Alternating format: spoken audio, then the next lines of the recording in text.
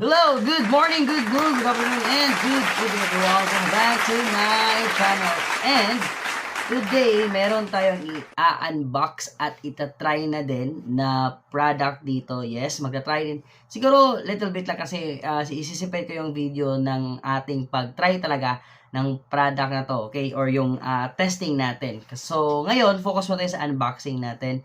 At yeah, sa tagal ko nang nagva-vlog, I think more than more than 4 years na ako nagva-vlog. So, ganito lang yung setup ko, cellphone, tapos yung ginagamit ko na mic is yung cellphone lamang. Yeah, yung cellphone lang talaga, yung mic lang talaga ng cellphone. Yeah. So, yung default lang na mic ng cellphone pala. Ganun. Okay? So, naisipan ko sa tagal kong gumagawa ng vlog at minsan, meron akong mga vlog na commentary or review, which is, meron talagang nasasagap na mga, na mga sounds na hindi dapat. Katulad ngayon, meron akong ventilador dito sa gilid ko kasi medyo mainit dito sa kwarto. So, I know, naririnig nyo din yan kahit hindi masyadong halata, but I know, naririnig nyo yan. Yeah. So, ayun, bumili ako ng isang microphone, a wireless microphone for cellphone. At ito yon. Ayan, ito yung K9 wireless microphone na ilalagay mo lang dun sa may charging part or parang charging port ng ating cellphone natin. And then, ayun, pwede nyo munang gamitin. So, i-open natin to. Yeah. So, yan, hindi na ako mag-change ng camera. So, dyan na lang. Okay, so open natin. Ito, cutter natin. Let's go.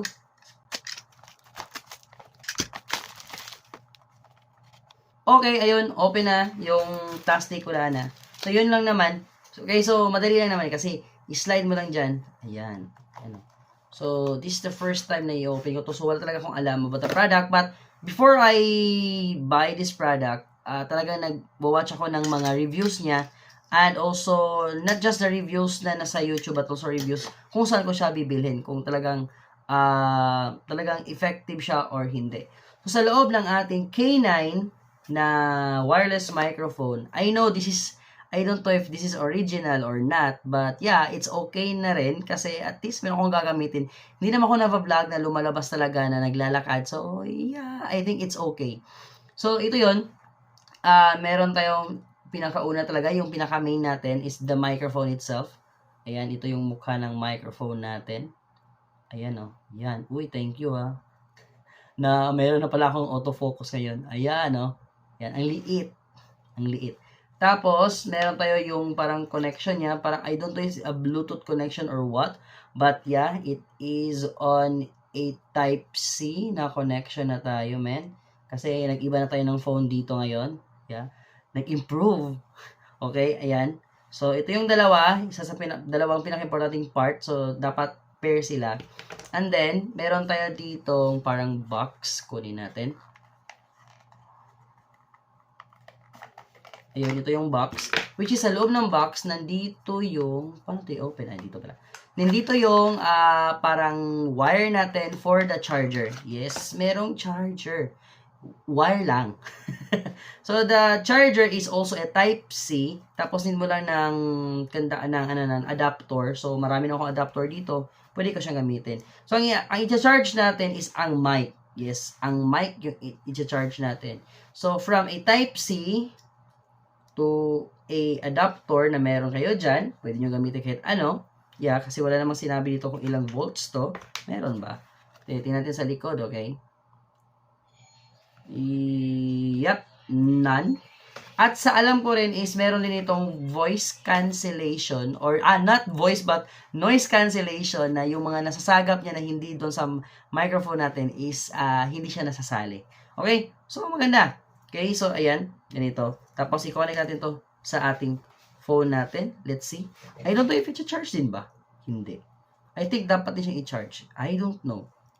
So, I will try. Okay, so pause ko muna ng sandali din i-try natin ikabit tong natin, microphone.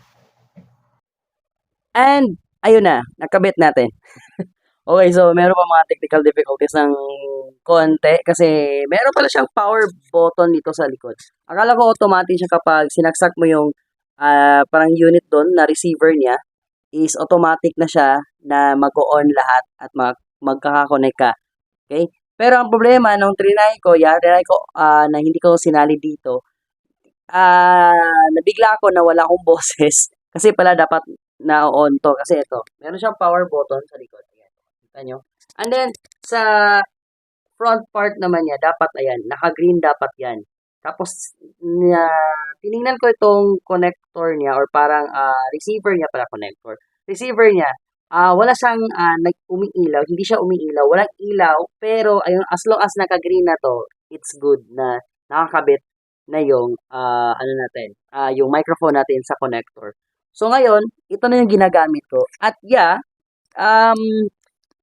hindi ko na siya naririnig tong electric fan ko sa gilid. Tapos medyo mas malinaw na siya yung yung boses ko dito. I don't know sa inyo kung paano yung maririnig to.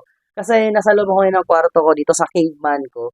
Which is, kung i-close ko talaga yung door, talagang nag-i-echo.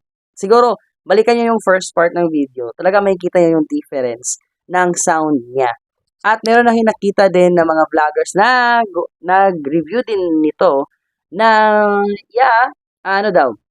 na kahit malayo ka is pwede kang marinig pa rin kahit magtago ka or saan ka pumunta. For example, kung tatayo ako doon at pumunta ako sa likod, which is wag na lang kasi basta, ayaw lang.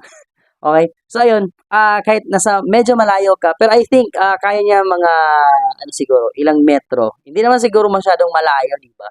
Kasi kakaiba naman kapag ang layo-layo na tapos makaka-connect pa rin. So, siguro mga 5 to 10 meters, mga ganyan siguro kalayo ang kaya niya. Okay? So, ayun, effective, maganda, maganda yung boses natin dito, malinaw na. So, yeah, meron din siya palang clip.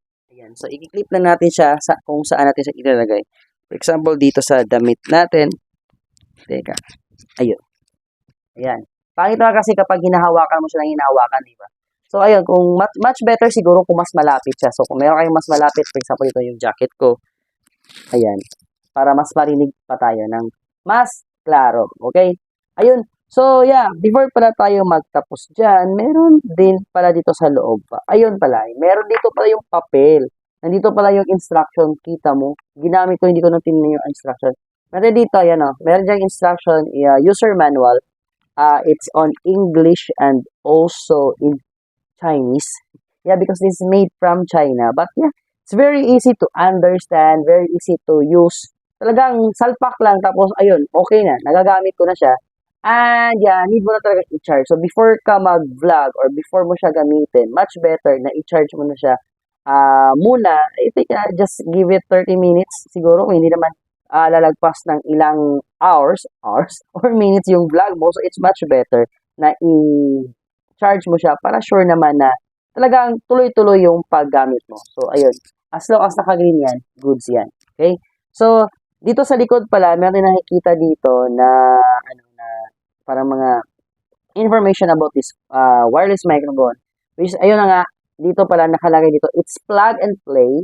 It also, ito pala, meron siyang 20 meters. I don't know kung nakikita niyo.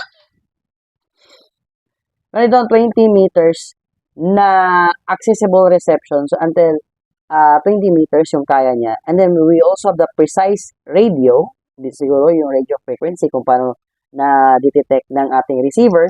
And then, we have the clear timbre. Yeah, the timbre. Which is, or sa Tagalog is tembre. Yeah, then it's also highly sensitive. So, kunting galaw siguro or ganun-ganun natin, naririnig yan. Siguro, narinig niyo yun. Kasi ako ngayon, hindi ko yan naririnig, okay? Sarili ko lang dito. Then, we also have widely compatible. Yeah, it's widely compatible kasi more on sa mga cellphones ngayon is meron ng go na sa for the Type-C. Mas maganda naman talaga yung Type-C na connection. Kasi yung Type-B noon talagang nagaganon-ganon ka. Okay? Parang nare-reverse mo yung parang 3-dimensional talaga or 4-dimensional yung chargers natin. Kasi nga, binabaliktad-baliktad pa natin para mahanap na yung tama na saksakan ng ating chargers. So, ayun, Type-C siya. And also, it's also good and available for iPhone, mga iPhone users. Pwede nyo din to gamitin. So, sa akin kasi I'm Android user. Ako, hindi ako yan sa iPhone. But yeah, kung iPhone user kayo, pwede din. Kasi meron din dito. Nakano, for iPhone, meron din. Ako, Type-C. Yes, Type-C na yung gamit natin. So, yun. Ito yung ating K9 wireless microphone natin, which is very nice. Good for beginners. Yeah, ako beginner pa. Siguro, no? Pero yeah, it's good to start and the price is also very nice. Yeah, talagang, let's say, hindi siya cheap, pero it's good already for the quality. Okay? Pero I know mas marami pang quality na phone or microphones na pwede nating gamitin. Pero for now, as a beginner, sa lahat ng mga beginner na nagbablog, mas maganda kung meron kayong ganito. Lalo na kapag naglalakad kayo, tapos, or gusto yung mas clear or maingay yung paligid natin, much better meron tayong ganito. Kasi for voice, ayun na namang voice eh. Noise cancellation, hindi voice. Kasi naranasan ko na rin noon na nagbablog ako na maingay yung mga kapitbahay ko. Mabuti na lang nakapag-transfer na kami ng bahay. Pero yeah, noon, wala pa akong ganito. So, talagang naghahanap ako ng time kung saan yung mga kapitbahay namin is tahimik na sila. Kasi yung time sana na pwede ko mag-vlog, ayun, ang ingay nila. So, ayun, minsan hindi ako nakakapag-vlog sa time. So, medyo, yung gabi na talaga, yung wala nang ingay sa labas. Ako na lang. Okay, so yan, ito yung ating K9 wireless microphone natin. So, it's very nice, very good for beginners. And also, kahit hindi ka beginner, kung ito lang yung kaya natin, then let's go. As long as meron tayong magamit, maganda yan. Okay, good for vloggers also. So, that's it. Thank you so much guys for watching. At kung gusto nyo ganitong products, hindi pala ito sponsored, okay? Binili ko to sarili kong pera. Gusto nyo bumili, type nyo lang sa Shopee or sa Lazada, K9 wireless microphone, lalabas at lalabas yan. Okay? Mayroon din sa TikTok shop. Tingnan nyo na lang. Okay? So, yun lang. Thank you so much guys for watching. At kung gusto nyo ganitong klaseng contents natin, please do consider to like, share, comment, subscribe, and please hit that notification bell para ma-inform pa kayo sa mga susunod ko pa na videos. Okay? That's it. Thank you so much guys. Good morning, good noon, good afternoon, good evening, and good night. Jay Del Paz, signing out. And the K9 wireless microphone, always nyo itong gagamitin. Bye! Bili. Hindi na kayo.